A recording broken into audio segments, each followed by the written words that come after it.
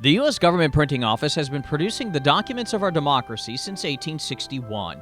Thousands of employees from all walks of life have contributed to GPO's storied history since the doors opened for the very first time that March day so long ago. One particular employee holds a special distinction. She is the longest-serving employee in GPO history.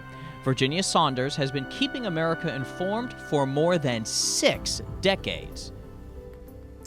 I had seen this big brick building.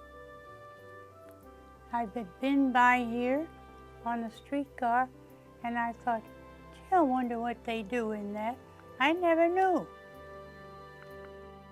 Little did she know that big brick building on North Capitol Street would be an important part of her life. In 2009, Virginia celebrated 63 years as a GPO employee.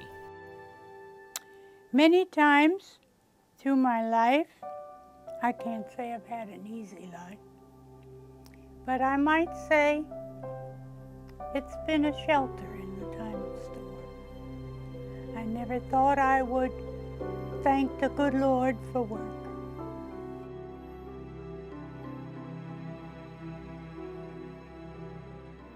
Virginia's GPO story begins when Harry Truman was president, the 79th Congress was in session, and Americans were adjusting to life after World War II, and Virginia's life was about to change forever. From a resort town in northeastern Pennsylvania, she was recruited by the federal government to be a clerk typist. She moved to Washington, D.C. to take a typist position at the FBI in 1945.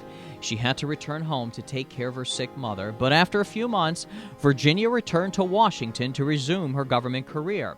A friend in her church choir encouraged her to apply for a job at that big brick building. Virginia began working in GPO's stock section on February 4th, 1946.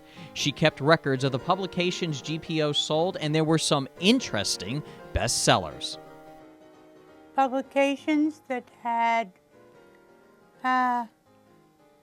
tips for stain removal, how to take stains out, because back then people just didn't send everything they owned to the cleaner.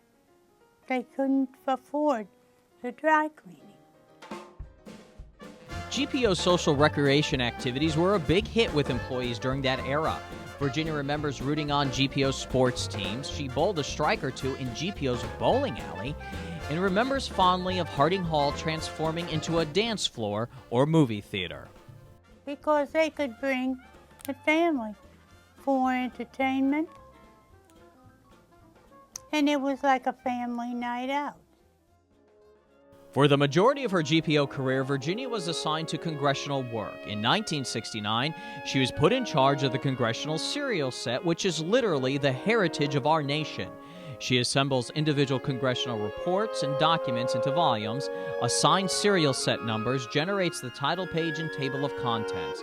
Virginia still uses her roll aligner for proofing. She says it's better than a computer. I don't know that they still even make it or not. This is a metal piece. It has a wheel on it. It rolls right down.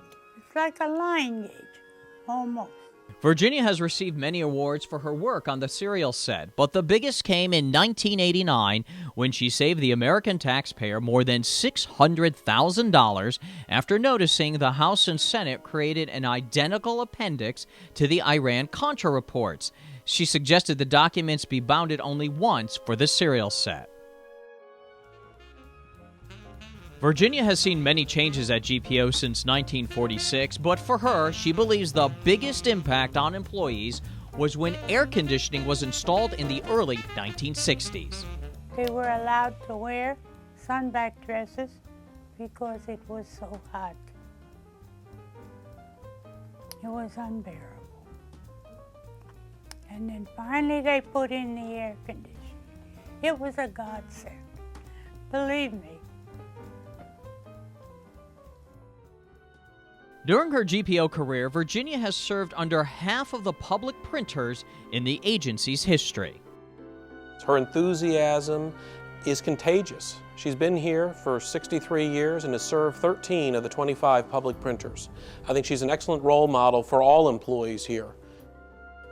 Diane Ferguson, who's been working with Virginia for 7 years on the congressional serial set, echoes those remarks.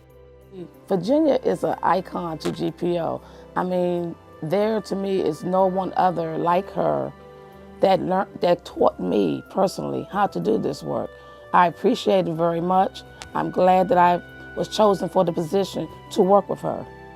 And what about that lingering question regarding retirement? It's crossed my mind, but then I say, what would I do? This is where my heart is. And Virginia Saunders and her contributions will always be a big part of GPO's heart.